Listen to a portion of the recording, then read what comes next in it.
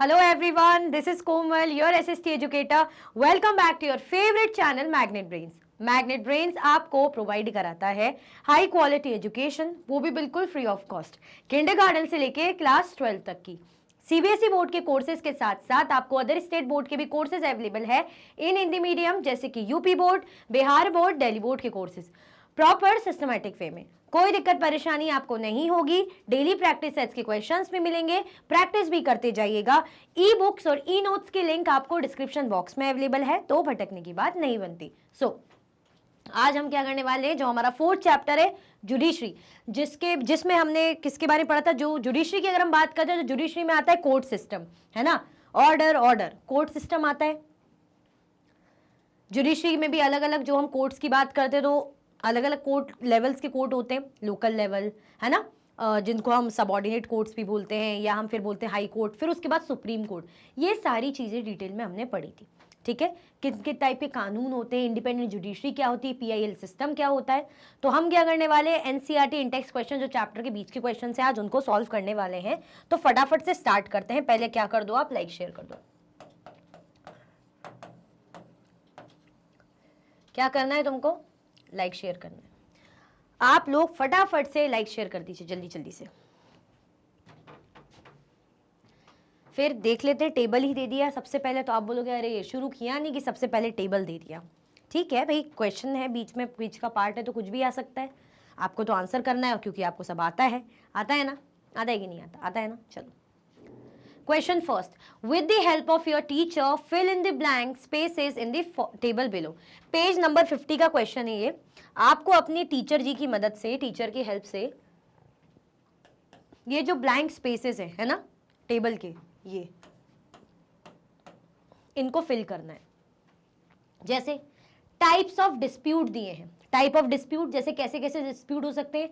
Dispute between centre and the state, dispute between two states, disputes between two citizens, laws that are in violation of the constitution. हमने देखा था ना judiciary का role, judiciary क्या क्या करती है। तो जुडिशरी डिस्प्यूट्स को रिजॉल्व कराने का भी काम करती है। तो रिजॉल्व डिस्प्यूट किस टाइप के, अगर जैसे आपके मेरे बीच में या मेरे किसी दूसरे के बीच में क्या हो रहा है, किसी भी बात का कॉन्फ्लिक्ट है, डिस्प्यूट है, तो उसको सुलझाएगी। मेरे सरकार के बीच में कोई मतभेद हो रहा है, कोई कॉन्फ्लिक्ट हो रहा है, तो उसको भी रिजॉल्व कराने का काम जुडिशरी करती है। इवन दो स्टेट के बीच में कोई मैटर हो रहा है कि दो स्टेट लड़ रहे हैं पानी को लेके, नदी को लेके, है ना, जमीन को लेके, किसी भी चीज को लेके, दोनों स्टेट्स के बीच में कुछ मतभेद है, तो उसको भी रिजॉल्व कराती है जुडिशरी। इवन दो सरकारों के बीच में भी किसी भी प्रकार का डिस्प्यूट है तो उसको भी जुडिशरी रिजॉल्व करवाती है, ये हमने देखा था। अब वही है कि डिस्प्यूट के टाइप, तो dispute between centre and the state, dispute between two states, dispute between two citizens, laws that are in violation of the constitution. ठीक है, चलो controversy of Tehri dam at Uttarakhand. जैसे अगर हम देखें, हमें क्या बोला है कि इनमें आप फिल कर सकते हो कि स्टेट और सेंटर के बीच का क्या हो जाएगा। तो कंट्रोवर्सी हुई थी किस मैटर में, टिहरी डैम जो है उत्तराखंड में, वहां उस चीज को लेके, उस डैम को लेके। Second, implementation of VAT on various products throughout the country was not accepted by the most states, thus it became a matter of controversy. जब क्या हो रहा था, जैसे दो स्टेट्स के बीच में अगर डिस्प्यूट देखना हो, तो एक बार क्या हुआ था, वैट का इम्प्लीमेंटेशन किया गया था। एक तरीके का टैक्स है, वैल्यू एडेड टैक्स इसे बोलते हैं, है ना, प्रोडक्ट्स पे कि ये लगेगा कंट्री में। तो कुछ स्टेट्स ने इसके रिगार्डिंग क्या कर दिया था, प्रोटेस्ट, मतलब मना, एक्सेप्ट नहीं किया था, पसंद नहीं किया था कि नहीं हम इसे नहीं मानेंगे। तो इनके बीच में बहुत बड़ी कंट्रोवर्सी हो गई थी। Third, distribution of water of rivers Godavari between Karnataka and Andhra Pradesh. अब अगर हम बोल रहे हैं जैसे वाटर का लेके, नदी को लेके कई बार डिस्प्यूट हो जाते हैं दो राज्यों के बीच में, तो यहाँ पे क्या होता है, वाटर के डिस्ट्रीब्यूशन को लेके रिवर गोदावरी और कर्नाटका और आंध्र प्रदेश के बीच में क्या डिस्प्यूट हो जाना। क्लियर। आप और भी एग्जाम्पल दे सकते हो, यहाँ 1-1 आपको जो भी समझ में आ रहा है, जो भी एग्जाम्पल्स मिल रहे हैं आप अपने अकॉर्डिंग लिखोगे ना। जब खुद सर्च करके लिखोगे, हो सकता है आपको एग्जाम में आ जाए, पूछा जाए, ताकि आपकी समझ इसमें समझ में आती है ना, कितना आपको चीजें समझ में आ रही है। क्लियर। चलो, फोर्सिबल कंस्ट्रक्शन और extending wall on the neighbours plot. अगर दो इंडिविजुअल के बीच में लड़ाई हो रही है, जैसे मेरे और मेरे पड़ोसी के बीच में लड़ाई है, तो मैं क्यों लड़ रही हूँ कि अरे जो मेरा नेबर है जबरदस्ती अपनी बाउंड्री वॉल मेरे एरिया में और बढ़ा के बना रहा है, तो ये गलत है। तो हम दोनों के बीच में बात बढ़ते बढ़ते बढ़ते बढ़ते भाई अदालत तक चली गई। ठीक है, तो ये हम दोनों के बीच का डिस्प्यूट है, उसे जुडिशरी रिजॉल्व करवाएगी। फिर फिफ्थ क्या है, refusing to admit a badly injured person in a government hospital means dividing the person from his right to life which is mentioned in our constitution. अब यहाँ पे बोला है कि ऐसा ऐसा कुछ चीज, ऐसा एग्जाम्पल आप दो जिसमें कॉन्स्टिट्यूशन या फंडामेंटल राइट्स के अगेंस्ट लॉ को जो है वॉयलेट किया जा रहा है बेसिकली। तो यहाँ पे क्या दिया कि अगर कोई जो बैडली इंजर्ड पर्सन है गवर्नमेंट हॉस्पिटल में, उसको एडमिट करने के लिए मना कर दिया, बेचारा बहुत बुरी तरीके से चोटें ले, घाव लगे हुए, उसको चोट लगी हुई है और जो हॉस्पिटल ने मना कर दिया कि नहीं नहीं हम एडमिट नहीं करेंगे, तो एक तरीके से क्या है, उसकी राइट टू लाइफ पर असर पड़ा। अरे वो मर जाएगा अगर आप उसको अर्जेंट ट्रीटमेंट नहीं दोगे, एडमिट नहीं करोगे, जो भी रीजन है ना, कोशिश तो करो, आपने मना कर दिया तो वो तो मर जाएगा, यानी उसकी राइट टू लाइफ, और राइट टू लाइफ तो हमारे फंडामेंटल राइट है, यानी फंडामेंटल राइट वॉयलेट होगा, जो कि क्राइम है एक तरीके से, कॉन्स्टिट्यूशन के अगेंस्ट है बेसिकली। ठीक है, तो ऐसे ही आप एग्जाम्पल दे सकते हो।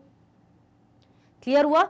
ध्यान से समझना है कि हमने क्या देखा, दो इंडिविजुअल के बीच में लड़ाई है, बाउंड्री वॉल को लेके हो सकती है, घर की वॉल को लेकर हो सकती है, कचरा वगैरह फेंक रहे हैं, गंदगी के कारण मामला बढ़ता गया, कुछ भी और भी मैटर हो सकते हैं, या कुछ जो भी उनके बीच में कुछ बहस हो गई, वो बढ़ते बढ़ते ज़्यादा बढ़ गई, है ना, प्रॉपर्टी को लेकर इशू हो सकते हैं, प्लॉट को लेकर वो हो गए, तो ये दो इंडिविजुअल के बीच के इशू हैं। ठीक है, और सिर्फ नेबरहुड का ही क्यों, दो रिलेटिव में भी ज़मीन को लेकर बहस चल रही है, प्रॉपर्टी को लेके बहस चल रही, तो दो लोगों के बीच में हुआ, उसको रिजॉल्व कराना। दो राज्यों के बीच में, जैसे नदी का हमने देखा, गोदावरी नदी, इसके डिस्ट्रीब्यूशन को लेके कि पानी कौन सा राज्य लेगा, हमारा राज्य लेगा, नहीं नहीं नहीं नहीं, ये हमारे एरिया से ऐसे निकल रही है तो हमारा राज्य लेगा। होता है ना कि मेरे एरिया से रिवर ओरिजिनेट हो रही है, यहाँ से निकल रही है तो पानी हमारा है, लेकिन दूसरा राज्य कह रहा है लेकिन बह तो हमारे एरिया में रही है, यानी पानी हमारा है, तो दोनों के बीच में डिस्ट्रीब्यूशन मतलब डिस्प्यूट, क्योंकि पानी तो बहुत ज्यादा एसेंशियल है जैसे कि हमें पता है।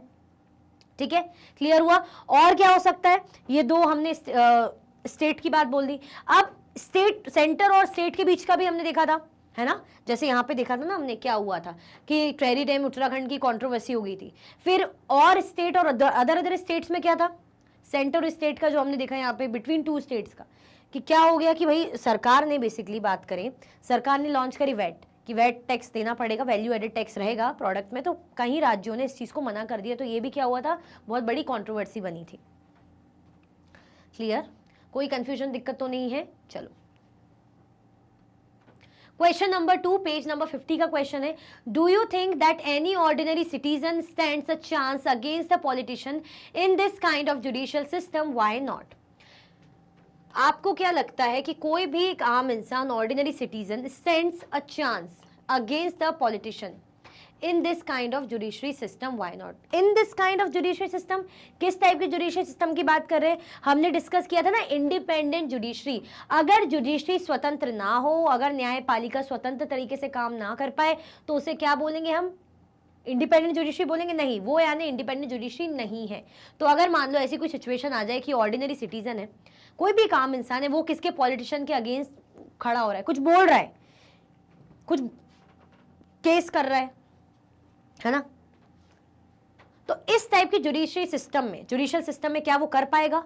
व्हाई नॉट, क्यों नहीं, ये बताना है हमें। चलो, any ordinary citizen cannot stand against a politician where the politician has the power to appoint and dismiss a judge from his office। अगर जुडिशरी इंडिपेंडेंट नहीं है, यानी गवर्नमेंट का कंट्रोल न्यायपालिका में है, कोर्ट के जजेस में है, लॉयर्स में है, कि भाई सोच लेना हमने आपको अपॉइंट करा है, अगर आप हमारी सरकार के खिलाफ या हमसे दुश्मनी मोल लोगे तो तुम्हें तुम्हारी नौकरी से हटवा देंगे। अगर केस ऐसा है तो क्या जो ऑर्डिनरी मैन है किसी पॉलिटिशियन के खिलाफ केस कर पाएगा? कर भी देगा तो क्या होगा? जज डर जाएगा कि अरे यार, ये नेताजी से तो पहचान है, नेताजी ने तो धमकी दी है ना। तो यानी ये जुडिशरी कैसी है? जुडिशरी इंडिपेंडेंट नहीं है।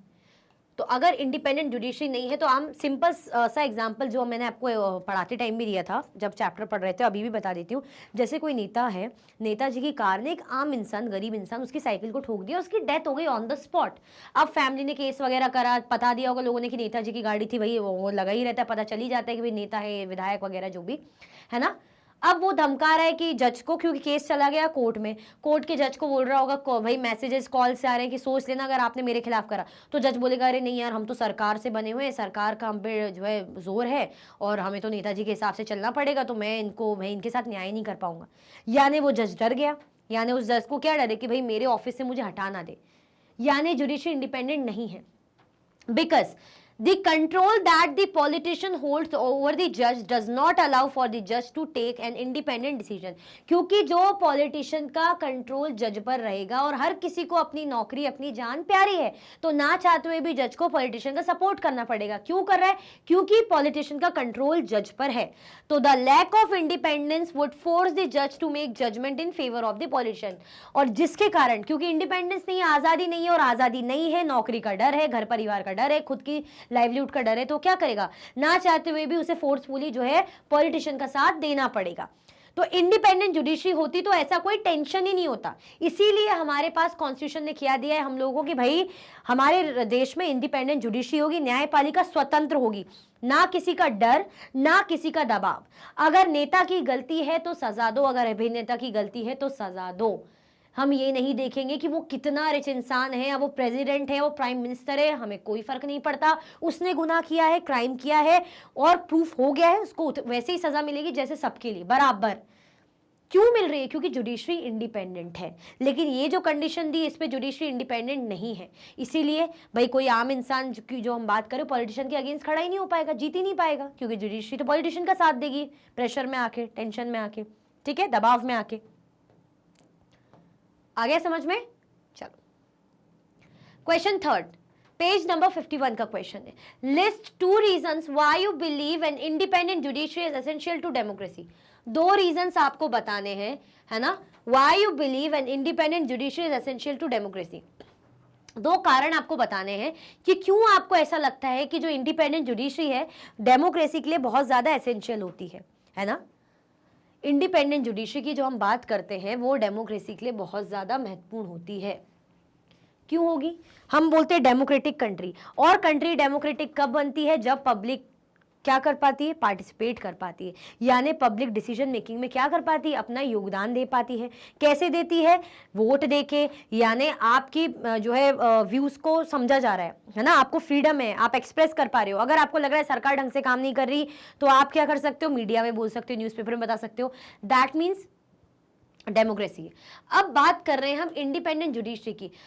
डेमोक्रेसी यानी पब्लिक की पावर, यानी पब्लिक को पता है कि सब एक बराबर है ना। ठीक है, गवर्नमेंट हमें चला रही, लेकिन अगर गवर्नमेंट भी कुछ गलती करेगी तो गवर्नमेंट को भी सजा मिलेगी। जो गवर्नमेंट का आदमी है, गलती कर रहा है, नेता है, विधायक है ना, जो भी गलती कर रहा है, बड़े लेवल के भाई अफसर हो गए, चाहे वो पीएम हो गए, सीएम हो गए, वो भी गलती करे उनको भी वही सजा मिलेगी। ठीक है, जनता को ये पता है। तो इंडिपेंडेंट जुडिशरी कैसे इंपॉर्टेंट नहीं होगी? भाई बिल्कुल इंपॉर्टेंट होगी, क्योंकि इंडिपेंडेंट जुडिशरी तो बोलती है ना कि भाई मैं इंडिपेंडेंट हूँ, मेरे को कोई मतलब नहीं कौन नेता है, कौन राजा बन के बैठा है, उसने गुनाह किया है, उसको मैं सजा दूंगा, प्रूफ हो जाएगा तो। क्लियर? इसीलिए डेमोक्रेसी में इंडिपेंडेंट जुडिशरी जरूरी है। तो क्या क्या पॉइंट्स हम देखेंगे? An independent judiciary is essential to democracy because it, क्या रीजन होंगे? Ensures fair and impartial decisions. ये क्या क्या बताती है कि भाई डिसीजन कैसे हैं? फेयर डिसीजन है। जो भी न्याय है, जो भी निर्णय है, वो कैसे रहेंगे? बिल्कुल फेयर रहेंगे, फेयर इनफ रहेंगे, ईमानदारी से चीजें चलेंगी। और डिसीजन कैसे बनेंगे? इम्पार्शियल, किसी भी प्रकार के डिसीजन में पार्शियलिटी नहीं होगी। An independent judiciary guarantees that judges are free to make decisions based on the law and evidence without fear of interference or improper influence. Independent judiciary क्या गारंटी करती है कि जो जजेस रहेंगे वो डिसीजन बना पाएंगे लॉ पर बेस्ड और एविडेंस। ऐसा नहीं है कि मानो कि हम बोल रहे हैं कि नेताजी पे इल्जाम लगाए कि मर्डर करा है, लेकिन प्रूफ नहीं है तो सजा नहीं दे पाएंगे, प्रूफ पहले हो। क्या चाहिए इनको? कानून बोलते ना अंधा होता है, तो कानून को सजा सबको दे देगी जिसकी गलती है। ऐसा नहीं छोड़ेगी कि भाई प्रेसिडेंट है तो हम सजा नहीं दे पाएंगे, भाई चाहे गलती भी मिल जाए, गलती बस मिलनी चाहिए, एविडेंस मिलना चाहिए। ठीक है, तो इंडिपेंडेंट जुडिशरी क्या करती है? गारंटी करती है जजेस को कि वो बिल्कुल टेंशन फ्री होके जो सही लगे कानून के दायरे में आके और एविडेंस के अकॉर्डिंग आप सजा दे सकते हो, है ना, डिसीजन ले सकते हो विदाउट फियर ऑफ इंटरफेरेंस और इम्प्रॉपर इन्फ्लुएंस, है ना। किसी भी प्रकार का इंटरफेरेंस या इन्फ्लुएंस आपको लगेगा कि भाई ये देखो, अरे ये तो नेताजी के बेटे का केस चल रहा है कोर्ट में और मैं तो जज हूँ, मुझे तो फाइनल डिसीजन लेना है, तो नहीं, मुझे क्या करना, नेताजी के बेटे का केस चल रहा है, नेताजी के खुद का केस चल रहा है, मुझे क्या करना, प्रेसिडेंट का केस चल रहा है, गलत किया है, मेरे सामने सबूत है, मैं सजा सुनाऊंगा। That's it. तो ये फायदा किसका? इंडिपेंडेंट जुडिशरी का, जो बिल्कुल फेयर डिसीजन लेती है किसी भी पार्शलिटी करे बिना। क्या उसने पार्शलिटी करी कि नहीं नहीं नेताजी नहीं, उसने कहा एविडेंस से सबूत है तो सजा सुनाई जाएगी भैया, मैं क्यों पार्शलिटी करूं। ठीक है, prevents misuse of power, even power के जो मिसयूज को भी प्रिवेंट करता है। An independent judiciary ensures that the justice system is not controlled by any political party, authority और other arm of the government. Independent judiciary ये भी ensure करती है कि गवर्नमेंट का किसी भी प्रकार का क्या है, प्रभाव ना हो, है ना, और गवर्नमेंट या पॉलिटिकल पार्टी अपनी पावर का गलत इस्तेमाल ना करे, है ना। अब इंडिपेंडेंट जुडिशरी है, जज को पता है कि अगर मुझे पता चल रहा है कि ये पार्टी कुछ गलत काम कर रही है, यहाँ से खबर आ रही है ना, तो मुझ पे तो कोई दबाव नहीं है, मैं उसके इनके लिए इनके खिलाफ क्या कर सकता हूँ भाई, अपील जो है वो कर रहे हैं उनके खिलाफ मैं केस, मतलब जो प्रूफ होता है तो सजा दूंगा, मैं उनके खिलाफ भाई बताऊंगा, न्याय करूंगा जो जो बेचारा पीड़ित हो रहा है, ठीक है। तो ये क्या करते हैं, बिल्कुल फेयर डिसीजन लेते हैं। अगर पॉलिटिकल पार्टी के खिलाफ कुछ भी ऐसी जो इन्फॉर्मेशन आ रही है, न्यूज़ आ रही है और एविडेंस भी है कि इस पार्टी ने गलत किया है, अत्याचार किया है या धोखाधड़ी की है, जो भी है, तो जज क्या करेगा, बिल्कुल उनको सजा सुनाएगा। प्रूफ हो गया। दैट मीन्स इंडिपेंडेंट जुडिशरी क्या करती है, न्याय करती है ना। और किसी भी कोई भी इस डर से क्या होता है, सरकार भी बहुत ज़्यादा अवेयर रहती है, क्योंकि सरकार को भी पता रहेगा ना कि अरे हाँ यार, हमारा तो कोई दबाव है नहीं है कोर्ट में, जज वगैरह में, है ना हमारा कोई इन्फ्लुएंस है, तो हमें तो थोड़ा मतलब सोच समझ के काम करना पड़ेगा। तो ये लोग भी थोड़ा क्या करेंगे, अपने काम को सोच समझ के करेंगे। तो प्रिवेंस क्या करता है, क्या प्रिवेंट करता है, पावर के मिसयूज को, कि पावर का कोई गलत इस्तेमाल ना करे। क्लियर। चलो क्वेश्चन 4, ये पेज नंबर 51 का क्वेश्चन है। The structure of the courts from the lower to the highest level is such that it resembles a pyramid. Having read the description above, can you fill out which type of courts would exist at what level in the following diagram? Basically level जो हम बात करते सरकार के sorry judiciary के level की, तो ये क्या है, स्ट्रक्चर है कोर्ट्स का लोअर से लेकर हाईएस्ट लेवल का, है ना। ये लोअर रहेगा, फिर ये मिडिल, ये हाईएस्ट लेवल, ठीक है, पिरामिड जैसा है। Having read the description above, जो डिस्क्रिप्शन आपको दिया है ऊपर, आप पढ़ोगे उसको, क्योंकि ये पेज 51 का क्वेश्चन है, तो आपको डिस्क्रिप्शन पेज में जाके पढ़ना पड़ेगा, यहाँ पे हमने नहीं लिया, यहाँ पे हमने क्वेश्चन लिया है। Can you fill out which type of court will exist at what level in the following diagram? इस डायग्राम में कौन सा लेवल ऑफ कोर्ट हम आएगा, मतलब किसका नाम आएगा, ये हमें क्या करना है, बताना है। तो लोअर लेवल पे कौन से कोर्ट होते हैं, मिडिल लेवल पे कौन सा कोर्ट होता है और हाईएस्ट लेवल पे कौन सा कोर्ट होता है, बेसिकली ये हमें क्या करना है, बताना है। यहीं पे लिख देती हूँ।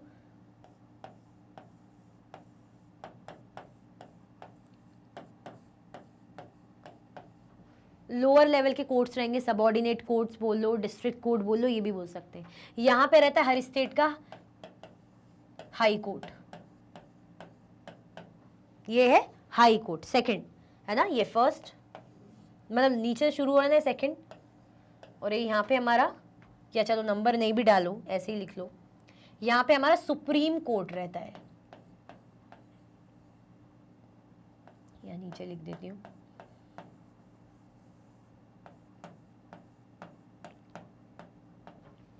ये हमारा सुप्रीम कोर्ट है ना। लोअर लेवल कोर्ट या लोअर कोर्ट जो हम बोलते हैं, लोअर बोल दो, हाई कोर्ट और supreme court, lower court, high court, supreme court, है ना। मैंने भी वही लिखा ना, लोअर कोर्ट, हाई कोर्ट और सुप्रीम कोर्ट। लोअर कोर्ट बहुत सारे हमें मिल जाते हैं, डिस्ट्रिक्ट कोर्ट भी बोलते हैं, है ना, सबऑर्डिनेट कोर्ट्स भी बोलते हैं, बहुत सारे रहेंगे। हाई कोर्ट, हर राज्य का एक हाई कोर्ट रहेगा, हर स्टेट में एक हाई कोर्ट रहेगा, हर एक एक स्टेट का अपना अपना हाई कोर्ट रहेगा, ठीक है। और हमने ये भी देखा था कि कौन से राज्य हैं जो एक ही हाई कोर्ट को शेयर करते हैं, मुझे कमेंट में बताना। सुप्रीम कोर्ट ये एक ही है, एपेक्स लेवल पे, बिल्कुल टॉप लेवल पे ये सिर्फ एक है। कहाँ है, कहाँ पे, मुंबई में, बॉम्बे में या दिल्ली, मतलब मुंबई बॉम्बे तो एक ही हो गया, मुंबई या दिल्ली या कैलकाटा, ये मुझे बताओ। सुप्रीम कोर्ट कहाँ पे सिचुएटेड है, मुंबई, कैलकाटा या दिल्ली? तो आंसर क्या हो जाएगा, दिल्ली में, ठीक है। चलो क्वेश्चन 5 पेज नंबर 53 का क्वेश्चन है। Right 2 sentences of what you understand about the appellate system from the given case. एक केस हमको दिया हुआ था, है ना, अगर आपको याद हो, ऑब्वियसली याद होना ही चाहिए, पेज 53 पे आप देखेंगे तो आपको बोला गया कि 2 सेंटेंस आपको लिखने, किसके बारे में, अपीलेट सिस्टम के बारे में, कि अपीलेट सिस्टम क्या होता है। अभी हमने क्या देखा, कोर्ट्स के लेवल देखे, है ना, कोर्ट के क्या क्या लेवल देखे हमने। सबसे अगर यहाँ पे बात करें, 3rd लेवल पे हमने क्या देखा था, लोअर कोर्ट,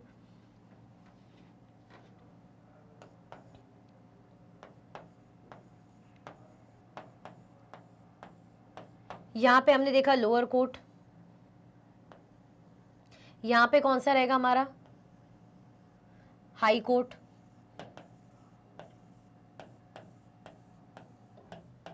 फिर टॉप पे कौन सा रहता है हमारा, सुप्रीम कोर्ट।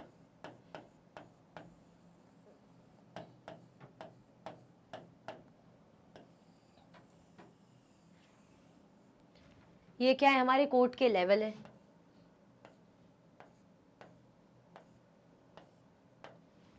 ना।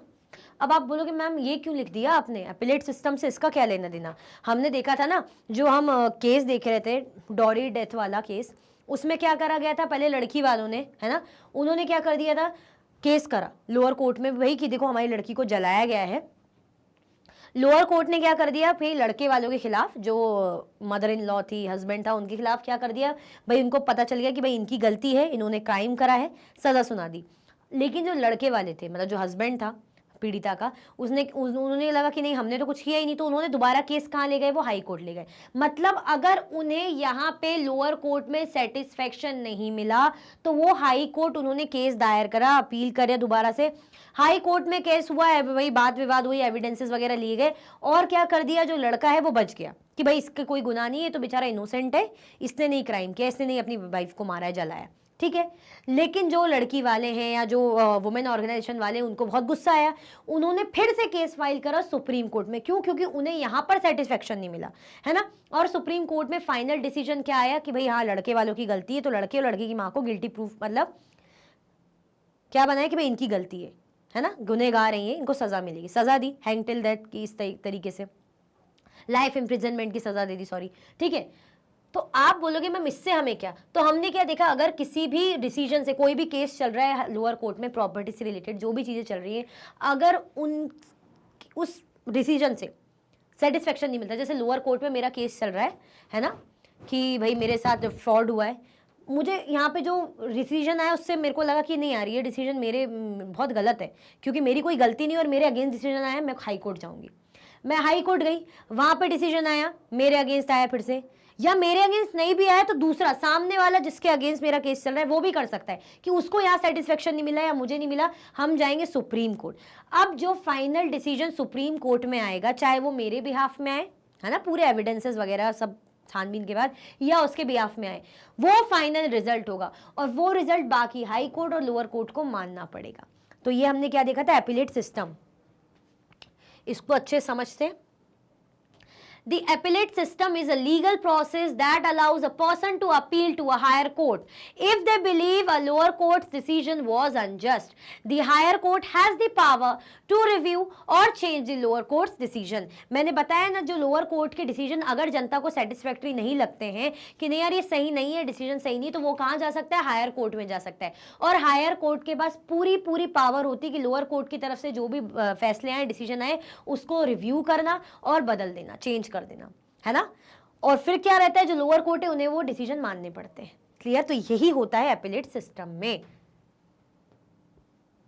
इजी है, कोई कंफ्यूजन, दिक्कत तो नहीं है। आप सुनते होगे ना कि अरे मुझे यहाँ पे जो है सेटिस्फेक्शन नहीं मिला, मुझे यहाँ पे न्याय नहीं मिला, तो मैं हाई कोर्ट जाऊंगा। मूवीज में सुना होगा आपने, सीन टीवी में, पर आपने इतना ध्यान नहीं दिया होगा, है ना। अब उसकी इंपॉर्टेंस समझो कि ये होता है एपिलेट सिस्टम। लोअर कोर्ट में सेटिस्फेक्शन नहीं है, हाई कोर्ट में जाके हम केस लड़ेंगे, वहां से डिसीजन का नहीं लगा भाई सेटिस्फैक्ट्री, हम क्या करेंगे, हम हाई कोर्ट में जाएंगे, मतलब सुप्रीम कोर्ट में जाएंगे। क्लियर हुआ? और फिर जो फैसले सुप्रीम कोर्ट लेगा उसके डिसीजन बाकियों को फॉलो करने पड़ेंगे, फाइनल डिसीजन होगा। चलो क्वेश्चन नंबर 16 पेज 54 का क्वेश्चन है, fill the table given below based on what you have understood about criminal and civil law. आपको क्या करना है, भरना है, यहाँ पे बताना है ब्रांच ऑफ लॉ कौन सी है और producer to be followed, procedure to be followed, sorry producer बोल रही हूँ। हमने किसके बारे में पढ़ा था, सिविल लॉ और क्रिमिनल लॉ के बारे में। सिविल लॉ कौन सा कानून होता है जिसमें प्रॉपर्टी डिस्प्यूट्स, है ना, लैंडलॉर्ड, किराया वगैरह, इससे रिलेटेड लैंड के रिगार्डिंग ऐसे डिस्प्यूट जो चलते हैं, तो उनको रिजॉल्व कराने का काम इसमें होता है सिविल लॉ में, है ना। वहां पे ऐसा कुछ एफआईआर वगैरह दर्ज नहीं होती, इन्वेस्टिगेशन नहीं होता।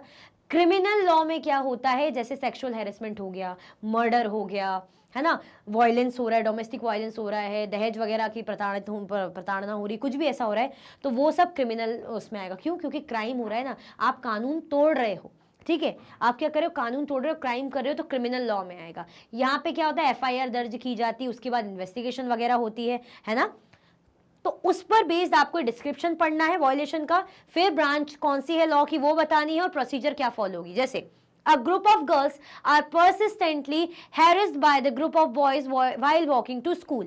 आप देख रहे हो इसमें बताया जा रहा है कि जो लड़कियां हैं, ग्रुप ऑफ गर्ल्स जा रही हैं, ठीक है, और लड़के उन्हें क्या कर रहे हैं, हैरस कर रहे हैं, कमेंट कर रहे हैं, परेशान कर रहे हैं, छेड़छाड़ जो भी कर रहे हैं, है ना, तो कौन सी ब्रांच ऑफ लॉ में आएगा, किस में आएगा, ये क्रिमिनल लॉ है या सिविल लॉ है। क्रिमिनल लॉ मैंने बता दिया, सिविल लॉ भी मैंने बता दिया। अब बताओ आप, अगर लड़कियां स्कूल जा रही हैं या कहीं जा रही हैं, उनके साथ छेड़छाड़ हो रही है किसी भी प्रकार की, बॉयज उन्हें हैरेस कर रहे हैं, तो क्या आएगा। Second, a tenant who is being forced to move out files a case in court against the landlord. एक किराएदार है जिसको जबरदस्ती कहा जा रहा है कि भाई तुम घर छोड़ के निकलो, घर खाली कर दो, हमारा मकान जो है किराए से इसने ले रखा होगा, जबरदस्ती मकान मालिक बोल रहा है खाली कर दो, तो क्या कर दिया भाई, लैंडलॉर्ड के अगेंस्ट, मकान मालिक के अगेंस्ट इस किराएदार ने केस फाइल कर दिया, ठीक है। तो ये कौन सा लॉ है, क्रिमिनल या सिविल। तो हमें क्या समझ में आएगा कि हैरेसमेंट हो रहा है, भाई आप किसी को हैरेस कर रहे हो सेक्सुअली, है ना, अब्यूज कर रहे हो, हैरेस कर रहे हो, जो भी कर रहे हो ये गलत है ना, एक्सप्लॉयटेशन टाइप का हो रहा है, यानी उसके फंडामेंटल राइट जो है उसको छीना जा रहा है, सेफ्टी जो जा रही है, ये किसके अंदर आ रहा है, आप क्राइम कर रहे हो, क्रिमिनल में आएगा। यहाँ पे कैसा डिस्प्यूट है कि भाई प्रॉपर्टी, या मैंने बताया था किराए वगैरह से रिलेटेड, मकान मालिक किराएदार इनके बीच के, ये होगा सिविल लॉ। प्रोसीजर कैसे फॉलो होता है, अगर हम देखें, हमने क्रिमिनल लॉ का क्या देखा था कि एफआईआर वगैरह लिखी जाती है ना, एफआईआर लिखते हैं, फिर इन्वेस्टिगेशन वगैरह होती है, ठीक है। यहाँ पे क्या होता है, फाइल कराया जाता है ना, पिटीशन फाइल वगैरह की जाती है, ठीक है। चलो देखते हैं, अच्छे समझते हैं। ये क्रिमिनल लॉ है, ये सिविल लॉ, जैसे कि मैंने बता दिया, क्योंकि यहाँ पे हैरेसमेंट हो रहा है, यहाँ पे प्रॉपर्टी डिस्प्यूट है, मतलब सॉरी जो है टेनेंट वगैरह और टेनेंट और लैंडलॉर्ड के बीच का डिस्प्यूट है, सिविल लॉ होगा। Lodging of an FIR with the police for investigation, after this a case will be filed in court. पहले क्या होगा, एफआईआर लॉन्च की जाएगी, पुलिस इन्वेस्टिगेशन करेगी, उसके बाद फिर केस कोर्ट में चला जाएगा। यहाँ पे क्या होगा, पेटिशन फाइल होगी टेनेंट के द्वारा, है ना, बिफोर द रेलिवेंट कोर्ट, जो भी कोर्ट रहेगा उसमें जाके पेटिशन वगैरह फाइल होगी। यहाँ पे अलग प्रोसीजर है, यहाँ पे अलग प्रोसीजर है। क्लियर हुआ, कोई कंफ्यूजन, दिक्कत, डर, समस्या, प्रॉब्लम तो नहीं है। मैंने क्या बताया था, क्रिमिनल लॉ जिसमें फंडामेंटल राइट्स को वायलेट किया जाता है ना, क्राइम किया जाता है, मर्डर, रेप, है ना, अब्यूज, हैरेसमेंट, ये सब इसमें आएगा। यहाँ पे property dispute, land dispute, product sale वगैरह ऐसे डिस्प्यूट, वो यहाँ पे आएगा, ठीक है। यहाँ पे एफआईआर फाइल होती है, इन्वेस्टिगेशन होती है, यहाँ पे एफआईआर का चक्कर नहीं है, यहाँ पे आपको पिटीशन फाइल करनी पड़ेगी कोर्ट जाके। यहाँ पे पहले आप पुलिस स्टेशन जाओगे, फाइल करोगे, पुलिस इन्वेस्टिगेट करेगी, उसके बाद केस कोर्ट में चला जाएगा, ठीक है। चलो, चाहो तो स्क्रीनशॉट ले लो भाई, अगर कोई भी डाउट लग रहा है, मैं साइड हो जाती हूँ।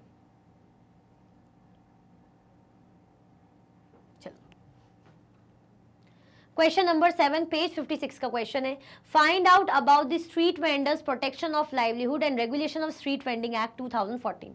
इसके बारे में आपको खुद ढूंढ के मतलब कुछ लाइंस लिखनी है कि क्या है ये protection of livelihood and regulation of street vending act 2014। हमने देखा था ना कि यहाँ पे जो बेचारे वेंडर होते हैं, है ना, जो गली वगैरह फेरी वगैरह वाले होते हैं, जो दुकान ठेले वगैरह लगाते हैं, है ना, सामान वगैरह बेचते हैं, तो उनको नहीं बोला जा रहा था कि पब्लिक प्लेस है या घर रेजिडेंशियल एरिया, यहाँ पे गंदगी होती है, ये लोग आ जाते हैं, है ना, लोग जमा होते हैं, भीड़ वगैरह होती है, तो इनको यहाँ से हटवा दो ये करके।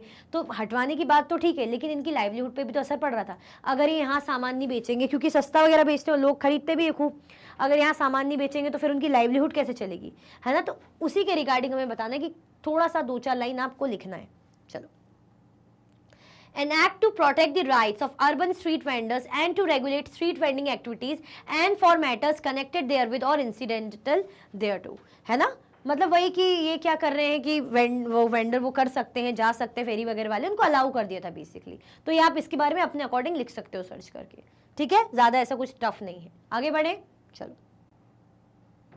क्वेश्चन नंबर 8, पेज नंबर 57 का क्वेश्चन है, discuss the impact of the shortage of जजेस on the delivery of justice to the litigants. अब आप ये बताओ कि अगर जज ही नहीं है, क्योंकि क्राइम तो हो ही रहे, अंधाधुंध बहुत क्राइम हो रहे हैं, या डिस्प्यूट्स होते ही रहते हैं, कुछ ना कुछ हो ही जाता है ना। बिल्कुल पीसफुल कंट्री तो कहाँ ही मिलेगी, दिक्कतें हो ही जाती हैं। अब मानो जजेस कम है ना, न्याय करना है, न्याय चाहिए, कोई भी अगर केस फाइल करते हैं वो क्या चाहता है, जल्दी से जल्दी हमें न्याय चाहिए, लेकिन जज ही कम है तो क्या होगा। चल, Here is how the shortage of judges impacts the delivery of justice to litigants. देखते हैं, delayed judgment. अब जज नहीं होंगे, शॉर्टेज होगी, जज ही मौजूद नहीं है, तो जजमेंट कैसा होगा, जस्टिस कैसे मिलेगा, वो भी डिले होगा, देर से मिलेगा। A shortage of judges leads to a backlog of cases, causing significant delays in resolving disputes and delivering justice to litigants. This can have severe financial and emotional consequences for individuals waiting for closure. जजेस की कमी के कारण क्या होगा, cases ऐसे ऐसे भाई जमा होते जाएंगे, केसेस पर केसेस बढ़ते जाएंगे, है ना, सब ऐसे ऐसे ऐसे, है नहीं कोई सॉल्व करने वाला, जजेस की कमी है, बस जमा हो रहे, केस फाइल हो रहे लेकिन कुछ सॉल्यूशन नहीं हो रहा, डिले होगा, जो इस डिस्प्यूट्स को रिजॉल्व होने में डिले होगा, बस लोग बेचारी जनता इंतजार करती रह जाएगी कि यार जजेस नहीं, कोई फैसला ही नहीं हो रहा, साल हो गए, इतने साल हो गए, करते करते बहुत सारे लोग परेशान हो जाएंगे, डिस्प्यूट्स डिले होते जाएंगे, मतलब रिजोल्यूशन डिले होता जाएगा। एंड डिलीवरिंग जस्टिस टू लिटिजेंट्स, और जस्टिस भी भाई नहीं मिलेगा कि यार देखो ना जजेस की इतनी कमी कि 10 साल से हमें केस के चक्कर में कोई फैसला ही नहीं हो पा रहा। This can have severe financial and emotional consequences for individual waiting for closure. जिसके कारण इमोशनल, आपकी मेंटल पीस तो बहुत जाएगा, अगर कोई उस केस से बहुत ज़्यादा है, उसके लिए वो केस बहुत ज़्यादा ज़रूरी है, तो इमोशनली बहुत ज़्यादा परेशान होगा, मेंटली वो बहुत ज़्यादा परेशान होगा, उसका पूरा मेंटल पीस हिल जाएगा, ठीक है। और फाइनेंशियल भी प्रॉब्लम होगी, भाई आप केस वगैरह फाइल, बहुत सी ऐसी चीज़ें होती, लीगल प्रोसेस वगैरह, खर्चा खर्चा खर्चा लगे हुए हैं, जाना आना, अगर दूसरी जगह जाना है, दूसरे शहर जाना है तो आप जा रहे हो, आने, ट्रैवलिंग एक्सपेंसेस, बहुत सी चीज़ें होंगी, तो इसके कारण क्या होगा, फाइनेंशियल और इमोशनल तरीके से आपको बहुत कुछ सहना पड़ेगा कि कब ये केस हो भाई, कब ये केस हो, नहीं तो तारीख पे तारीख ही मिल रही है, ठीक है। तो क्या हो जाएगा, अगर जजेस की कमी हो गई तो केस क्या जमा होते जाएंगे, जस्टिस जो है डिले होगा, इमोशनली और फाइनेंशियली परेशान होंगे लोग।